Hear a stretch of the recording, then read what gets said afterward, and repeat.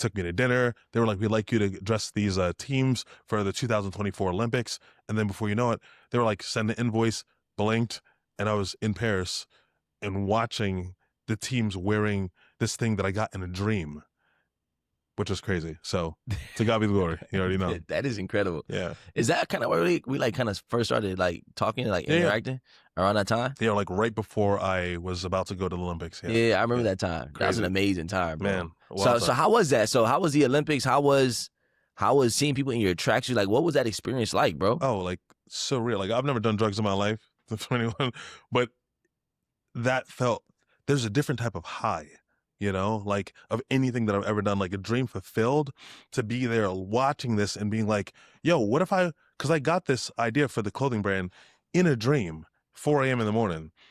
What if I would have went back to sleep? You know, these are the things that I think. And then I could have been like, oh, well, I'm not even into fashion. I'm not even a designer. Like, there's other people that are better than me. And we kind of disqualify ourselves. And so for the one time, I was like, you know what? My mom, before she, passed away, she's always like, just try. Ever since I was like in 3rd grade, and I had this one drawing competition. I threw it and I went outside to play. She's like, you get in here, you try. And that's what made me do it, like in the night. And I was like, just to honor her, I'm going to try. And then to be in the Olympics and seeing all this happen, I'm like, I can't believe this, but I can believe this because I believe in it. Wow. Yeah. So how long ago did you start this clothing brand?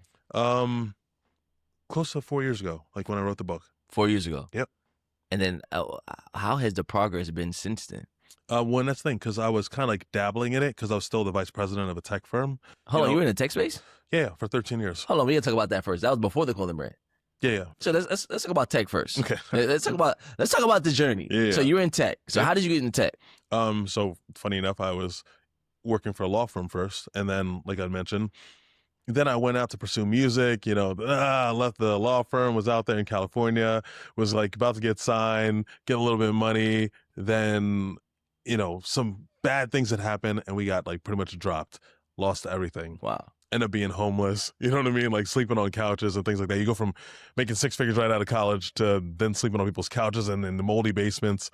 So craziness. But when I'm at my lowest, I was like, man, God, I really need your help.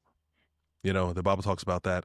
It's a man's foolishness that ruins his life, yet his heart rages against the Lord. And I was like, I'm not blaming this on no one. I know I messed up my life. I was like, but if you bless me again, in my mind, I was thinking of Samson. I was like, if you bless me one more time, I'll run it all the way up, and then you think like the sky's going to open up and he's like, oh, my son, thank you for coming back. And it's like, nah. And I was like, man, I must have really pissed him off because I'm not feeling nothing. And I'm about to take a step back in the house.